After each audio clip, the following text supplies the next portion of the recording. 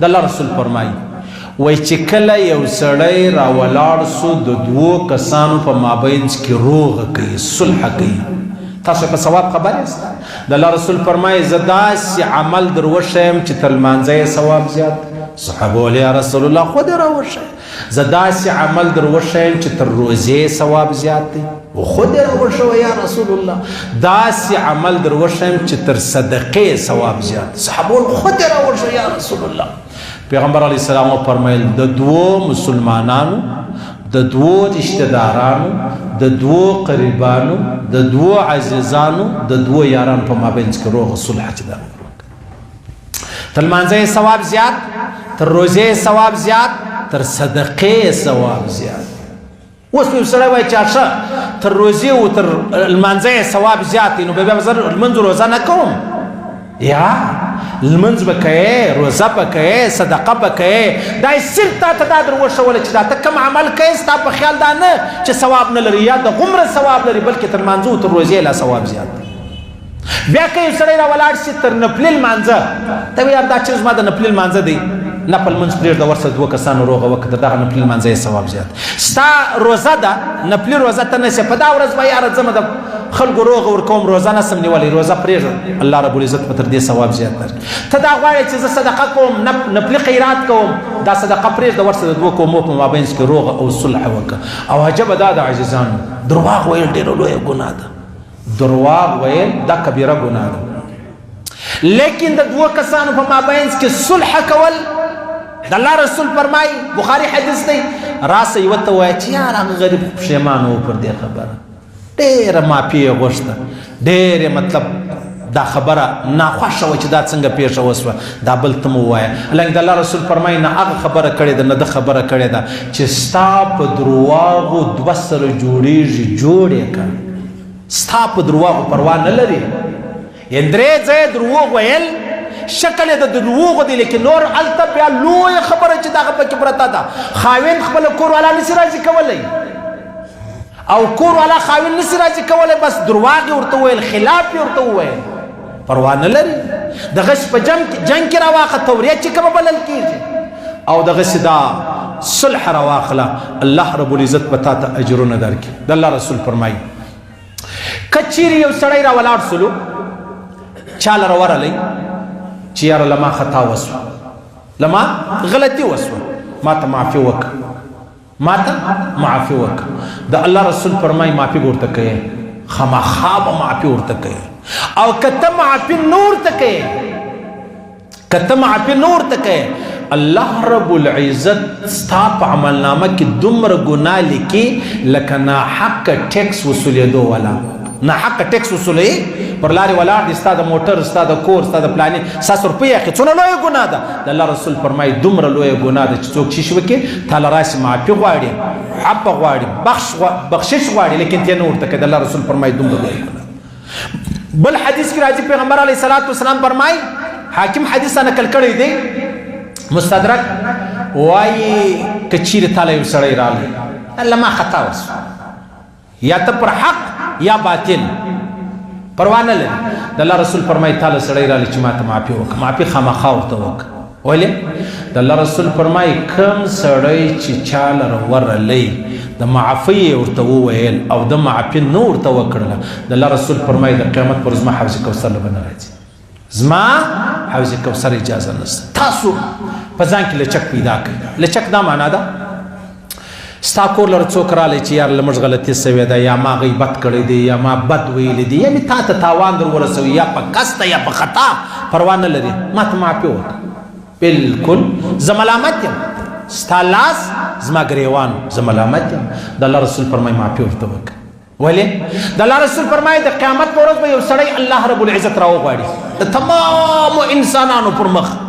چې راویې غوښتی ورته وبه وایي چې ستا په یاد په پلانې ورځ دی او پلانې ته معافي وکړله او یا الله زما په یاد ما ستا په خاطر معافي ورته وکړه الله به ورته وفرمایي د دې تمامو انسانانو پر مخ ورڅه هغه د جنت کوروالا وي دی چې ستا خوښ یې هغه کوروالا د ځان کا او ته جنت لره ولاړ سه اعلان وشي د تمام مخلوق پر مخ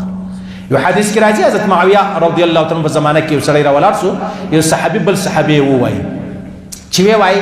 بیا غرالی ورته ویل چې زه بالکل ستا پر ما حدسو جوړیږي جرمانه هر شي ته زه تیار یم هغه زه نه غواړم بیا ملګرو ټول ولې نه غواړي ول ما د الله د رسول اورېدلې دي چې یو سړی را ولاړ سي وینه د چا یې پزور وینه کړې ده څوک یې وژلی دی څوک بل ډېرې خبرې دي د معاف کوي د الله رسول فرمایي ستا د پیدایشه څه تر دا نن ورځې چې دا کم ته دی معافیې تا څو ګناوې کړي دي الله ټولې ګناوې در معاف کړي عفه نه ده د عفې دروازه مه بندوئ بالکل مه بندوئ څه دی خلک شته په دې معاشره کې د روغې د صلح ډېر کوشش کوي د جهان دا د دې ثوابونه تمام نه لري پای نه لري او څه داسې خلک شته علیحده کوشش یې دا دی چې سره اخته یې کړي که زموږ غټ غټ ملکان نه دي دا خلک سره اخته کړي په هغې کې د ده ډېره لویه ګټه ده دا خام راغلی ده دا خام راغلی ده دا هم زارۍ کوي دا هم زارۍ کوي د دې سم څه خاورې واقع ده دې سم واخله او بس بیا د خپل مزاج مطابق داسې روغ وکړي چې کله یې خوښه پر هغه ورځ بیا ماته کړي که یو سړی را ولاړ شي چاته روغ صلح ورکوي دا د جنت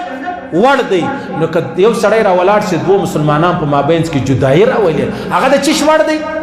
د جهنم وړ دی خو ما او تا به هغه ځان جوړوو چې د چا روغه چې د هغه ور وکړو ما او تا به هغه نه جوړوو چې را ولاړ شو د چا کور ور خراب کړو نو تاسو په خپل اپس کې دا خبره په غور سره واورئ چې کله یو پیښه راله دروازه مه بندوي هر څوک که درتا کشر راغلی دی درتا مشر راغلی دی که درتا اصل راغلی دی که درتا کم اصل راغلی دی پروا نه لري بالکل پروا نه لري انسان دی خامخا به پیښیږي ولې به نه پیښیږي موږ په شارو کې ډېرې خبرې دي څومره ډېر داسې کسان شته چې دوه ورونه دي په کلو سره خوابدي دي یا هېڅوک دا کوشش نه کوي چې زه روغ ور وکړم څومره ډېر داسې کسان شته چې دغه خاوند د کوروالا په کلو ناراضه دي د صلح کوشش یې نه کوي ولې نه کوي سبب الله رب العزت پر ما او تا باندې ورحمیږي نو لهذا چې کله داسې مشکل رالی په خدای دې مې قسم مې الله رب العزت به تا ته عزت درکوي د الله رسول فرمایي زه ته بد سړی در وښیم بېکاره سړی در وښیم طبراني حدیث دی صحابه هو یا رسول الله ول هغه دی چې هغه یوازې ګرځي له ډېرې بدنیتیا یوازې ګرځي او خپل غلام ویي غلامانه خادم دا ویي او د دې خپل دنیا څخه خادم ته ورپې نه ورکوي بس خامخا هغه تنخوا ده چې 2000 ده 3000 ده 15000 ده هغه تر په دره دی تباه دی مور نه جوړه پلار نه جوړه بل به دی 3000 روپۍ ورکړي یا 15000 را ولاړ شه 15000 تنخوا ده را ولاړ شه 10000 روپۍ وده ته په زکات کې مور کوه ستا کور دی ستا بچان دي ستا خرچه ډېره ده زه بل ته ورکوم و دا خپل دې ورکه د الله رسول فرمایي بدترین شخص هغه دی چې دی یوازې ګرځي یوازې دا نه معنا چې دی د دین نه دی بدنیتی دی او دویمه خبره دا ده چې دی د خپل غلام خپل خادم ویي دریمه خبره دا ده چې د خپل مال سره خپل خادم ته شی نه ورکوي دا بد سړی دی د الله رسول پر در دیم بد سړی در وښیم تر دیم بد سړی در وښیم او یا رسول الله خو دې راوښیم د الله رسول فرمایي هغه دی چې دلته څوک راشي معافي جن غواړي معذرت جن غواړي عفو جن غواړي بخښ جن غواړي دی معافي نو دا در دې لا بدترین شخص دی ول تر دې بدترین شخص در وښیم او یا رسول الله خو دې راوښیم د الله رسول فرمایي هغه دی چې چاته خیر نه رسیږي خیر چاته نه رسیږي او شر ګر جهان ته رسیدلی دی خیر چاته نه رسیږي او شر ګر جهان ته رسیدلی دی نو لهذا خبره دا د عزیزانو چې روغه صلح جوړ راوستل الله رب العزت به زما او ستا پر کور دا مشکل نه راولي بالکل کوشش وکړه هیڅ پروا نه لري که ته په خبرو پوهېږې که نه پوهېږې بس سره جوړوایه الله رب العزت به ستا مدد وفرمایي او که د منافقت غرض ولو که د روپۍ غرض وی که د یوه سره هم خبره کړې ده بله سره دې هم کړې ده بیا به الله تا هم پکې وشرموي خیر عزیزانو الله رب العزت ویل اورېدل قبول منظور وګرځوي الله دې امتحان را باندې کړي الله دې ازمایش نه را باندې کړي الله دې هغه خبرې موږ ته را نصیب کړي چې الله او رسول ویلي دي الله دې موږ هغه خبرو وساتي چې الله او رسول موږ منع کړي یو الله دې موږ بچان قریبان عزیزان ټول عالم اسلام ته پر دې تور مرګ ورکړي چې مړه دا وایي لا اله الا الله محمد